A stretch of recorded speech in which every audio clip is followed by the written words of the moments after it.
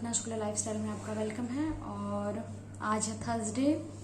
तो थर्सडे को तो काम मेरा कम रहता है, तो क्योंकि मैं पोछा नहीं लगाती हूँ थर्सडे को, कपड़े नहीं धुलती हूँ, तो ये दो काम नहीं होते हैं तो वो काम बहुत कम हो जाता है। और मेरा फास्ट रहता है थर्सडे को, तो मैं फास्ट रखती हूँ। और सिर्फ झाड़ू था और बर्तन, खाना तो वेदांशी के पापा और वेदांशी के लिए मैंने बनाया, तो और अपने लिए मुझे बनाना है अभी। तो इसमें क्या है ना, मीठा खाना होता है और मीठे में फिर आप मतलब कितना मीठा खाओ, थोड़ा सा भी खा लियो तो एकदम इच्छा सी भर जाती है, तो मीठा ज़्यादा नहीं खाया जाता है। तो मैं वैसे फ्रूट्स ले लेती हूँ और या तो मैं सिंघाड़े का हलवा बना लेती हूँ, और चिप्स वगैरह मैंने थोड़ी सी रखी हुई हैं तो फास्ट के लिए, तो मैं वो बिना नमक के खा लेती हूँ। तो देखिए मेरे हस्बैंड मेरे लाए इतनी सारी किताबें, और देख के हो गया मेरा मूड ख़राब, क्योंकि इतनी सारी बुक्स लेके आए हैं। ये टेट की हैं और सी टेट की। तो मैं बीएड कर रही हूँ, मैंने आपसे पहले भी वीडियो में बताया हुआ है कि मैं बीएड कर रही हूँ, और मेरा थर्ड सेमेस्टर अब चल रहा है बीएड का, और मेरा अप्रैल तक मेरा कंप्लीट हो जाएगा। वैसे बीएड अप्रैल या मई तक कंप्लीट हो जाएगा मेरा बीएड। और इसमें टेट की और सी टेट की बुक्स हैं, तो मैंने सी टेट का फॉर्म फिल किया हुआ है अब, और दिसंबर में उसका एग्ज़ाम है।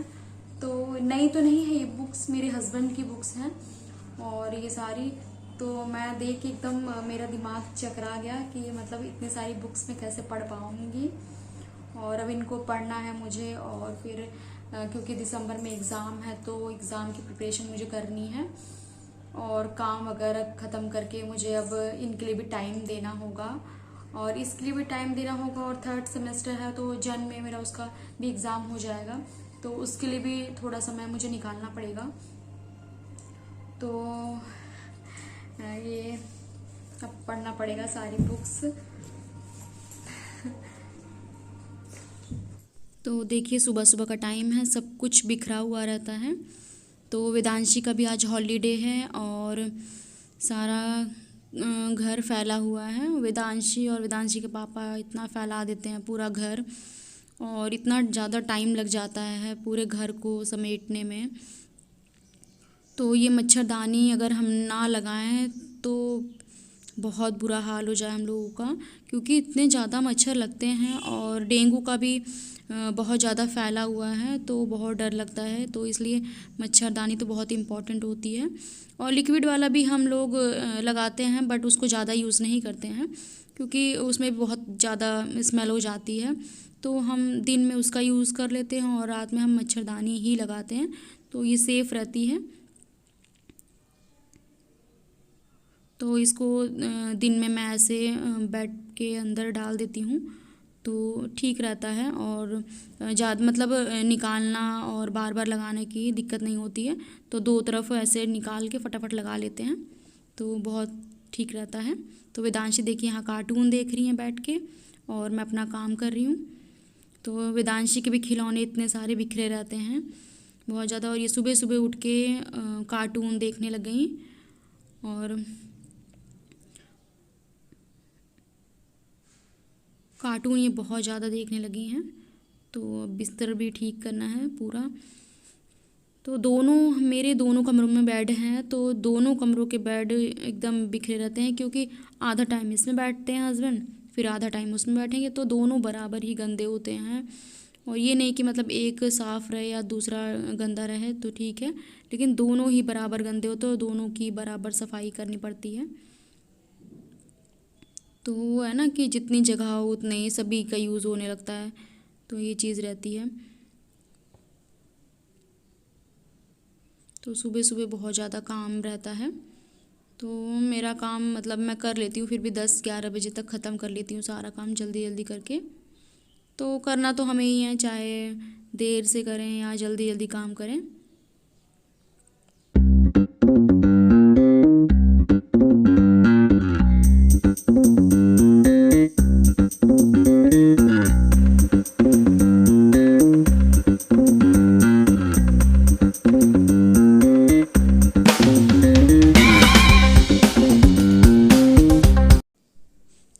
सेकंड वाला रूम है अब, तो यहाँ यहाँ पे वेदांशी के खिलौने बिखरे पड़े हुए हैं, तो पहले इनको मैं ठीक से रख दूँगी और फिर इसकी थोड़ी बहुत सफाई कर लूँगी मैं। तो वेदांशी खिलौने भी जगह जगह बिखरे रहते हैं क्योंकि बच्चे खेलते हैं, तो फिर वैसे तो वेदांशी ज़्यादातर अपने खिलौने रख देती है संभाल के, बट फिर भी मतलब इधर उधर कुछ खिलौने हो जाते हैं तो उनको रखना होता है अच्छे से। तो इस कमरे में सिर्फ भगवान जी रखे मैंने और वेदांशी खिलौने, और एक बेड रखा हुआ है सिर्फ। तो ज़्यादा सामान इस कमरे में मैंने नहीं रखा हुआ है।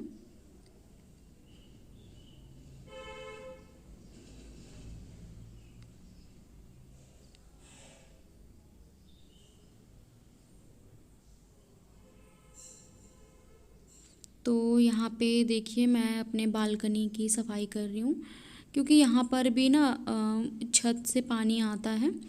तो छत पे जो लोग रहते हैं तो पानी अगर यूज़ करते हैं तो उसका पानी थोड़ा बहुत यहाँ मेरी बालकनी में भी आ जाता है। तो अगर यहाँ पे ना वाइपर लगाओ तो यहाँ पे ना वो काई सी होती है ग्रीन कलर की, वो जम जाती है तो बहुत ही गंदा रहता है। अभी कुछ दिन पहले ही मैंने काई वगैरह से साफ़ किया था, बट फिर से होने लगा है, तो मैं ज़्यादातर वाइपर मार देती हूँ। और देखिए मैं अब झाड़ू लगा रही हूँ क्योंकि बाकी काम तो ख़त्म हो गया, तो झाड़ू लगा लूँगी पूरे घर में मैं। तो देखिए खिलौने यहाँ पर भी बिखरे हुए हैं। और अब मैं आ गई हूँ किचन में।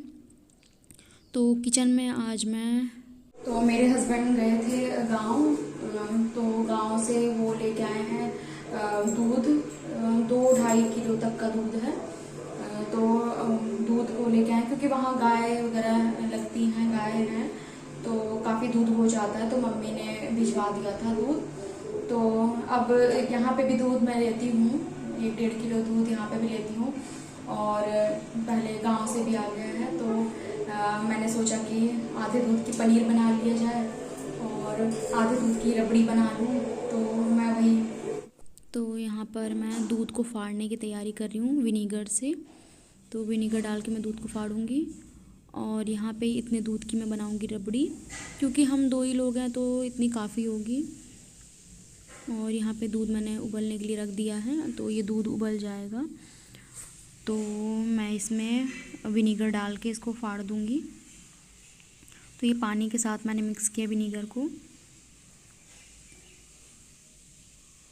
पनीर से बनेगी काफ़ी सारी चीज़ें, जैसे मटर पनीर बनाऊंगी और पालक पनीर।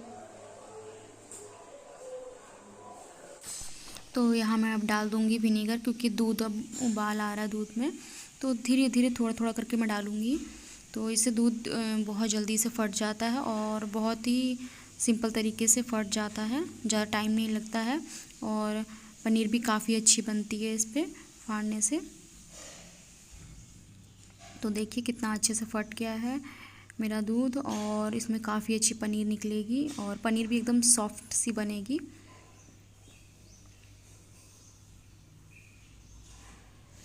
तो यहाँ पर देखिए मैं रबड़ी के लिए मलाई को साइड साइड में लगा रही हूँ, तो इससे ना लच्छेदार और बहुत ही यम्मी सी बनती है रबड़ी। तो मलाई को साइड साइड में ऐसे लगाते रहिए, या आपका दिल करे तो आप कटोरी में भी मलाई को निकाल के रख सकते हैं।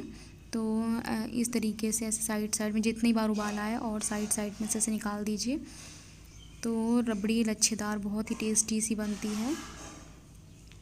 तो यहाँ पे देखो मैंने साइड साइड से निकाल के फिर मैंने कटोरी में भी डाल के दिखाया है आपको।